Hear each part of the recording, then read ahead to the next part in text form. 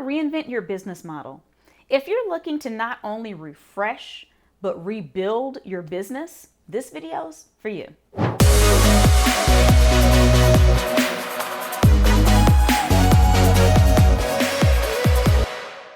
First, you'll understand your options when it comes to selecting alternative business models. Then you're going to gain some tips and tricks for evaluating which business models might be for you. And then lastly, I'm going to give you steps so that you and your team can get started today. You ready to get started? Let's go. First, there are many kinds of business models. Everything from franchise to subscription, freemium to affiliate marketing, marketplace business models, licensing, peer-to-peer, drop shipping, advertisement-based. Whether we're brick and mortar or virtual, there are so many ways to build a business. And oftentimes we go with more traditional models because that's just what we've seen. But that doesn't mean that there's not more opportunities available for you in how you do your business, whether it is B2B or B2C, or whether you're selling goods or services. The first thing you want to do, though, is analyze your current business model. What is and is not working?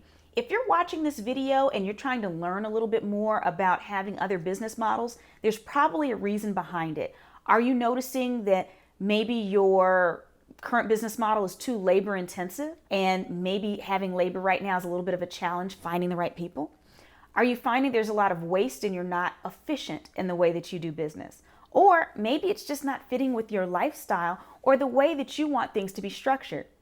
Maybe you've even had a lot of customer complaints lately because they're starting to trickle over to other types of businesses that have similar offerings to you, but their business models are different. No matter what your reason is, we do want to make sure that we sit back and identify what those are first. We don't want to switch things up just to switch them up because it does take time and investment to recreate your business or shift your model. One of the things that you may want to do is start by creating a business model canvas where you're basically mapping out all the different ways that your business currently earns money.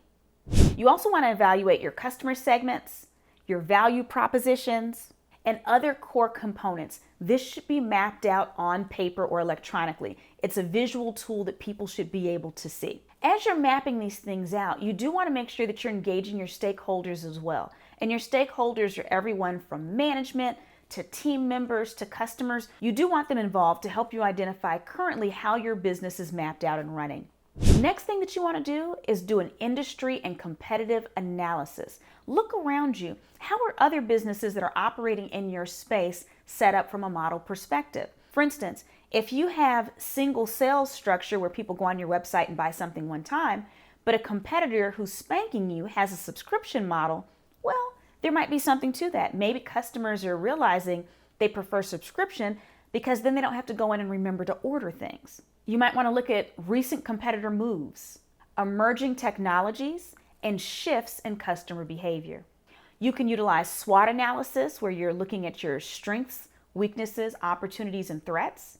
You can use a pestle analysis where you're looking at the environment around you. So SWOT is a piece of it. Pestle's a little bit wider where you're looking at political, economic, social, technical, environmental, and legal items that could actually impact your business's future. You may want to look at other companies and even industries to provide you with inspiration on some of the possibilities for you and your organization. We're going to pause right here for just a moment. If you're trying to figure out why innovation is even important to your business, take a moment, watch my video, Why Innovation is Important to a Business. So now that you've gathered this information, it's time for ideation and creativity. Now's where you start looking at other potential business models and figuring out what might work for you. Are there things that will serve your customers better? Are there things that would make your business flow more easier? Are there things that your team members would even be excited about doing? At this point, you want to conduct brainstorming sessions and idea exercises with all your stakeholders. You want to get your team members involved. So for instance, in a past life, I worked in the hotel and restaurant industry. When I speak to people in that industry now, I always tell them when it comes to gathering information or even brainstorming, you want everyone involved, or at least a representative from all your departments. Oftentimes, businesses make the mistake of only listening to the C-suite. We only want upper management and directors to give their input. What do these other little people know? The fact of the matter is, they know things you don't because they're on the front line. So in hotels, I say, I want to have the shoe shine person. I need some folks from the front desk. We need the night auditor. We need the stewarding people, the housekeeping people. You want everyone represented because they all see different facets of the business that upper level management does not. And they're going to have the data and information you need to make strategic decisions. It's all about empowering them to have a voice though. So now it's time for prototyping and testing. It's time for you to come up with an MVP, minimum viable product, not most valuable player. We're not doing sports right now. Minimum viable product. So how can you test out a mini version of this new business model to see if your customers would be open?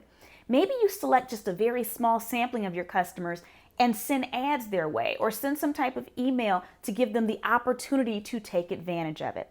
So one of the challenges that I see is that a lot of organizations create these test groups where they have people come in, they might have some of their clients come in, and they have them answer different questions about this new product or service they're offering. And at the end they ask, would you buy this thing? And they're like, yes. And then they go out and the company's like, yay, people will do this. It's amazing. And then when they start to release it to the market, that's not exactly what happens. Those people, because they like you, they said yes. What you want to do is, if you're doing that type of market research, actually offer them the opportunity to buy right then. Offer them the opportunity to take advantage of that new business model and see if they actually act on it.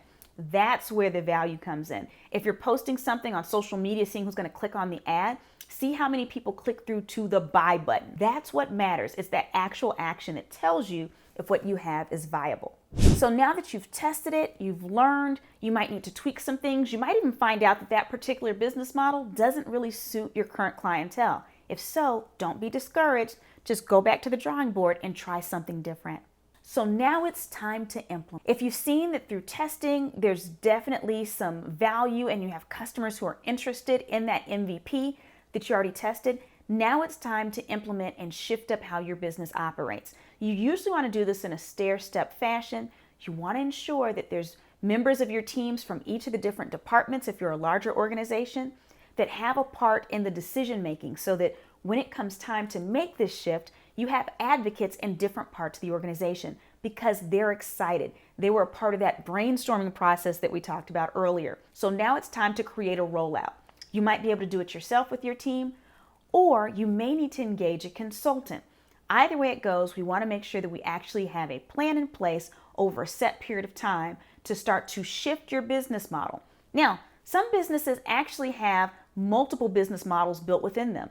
And so that might even be what you're doing. Based on different things you're selling, it might be a little bit of a mix, and that's fine. But we want to make sure that we don't stress our team members out and try to keep them as calm as possible. So don't try to do all the change at once. Make it something that's a stair-step fashion and that's much more gradual. But in the process of creating this change, I want you to notice something. In the description of this video, there's a link to download a Future Ready Playbook. This playbook has some of the very tools we talked about earlier that will help you with innovating your business model. If you've not already downloaded it, make sure that you do it today.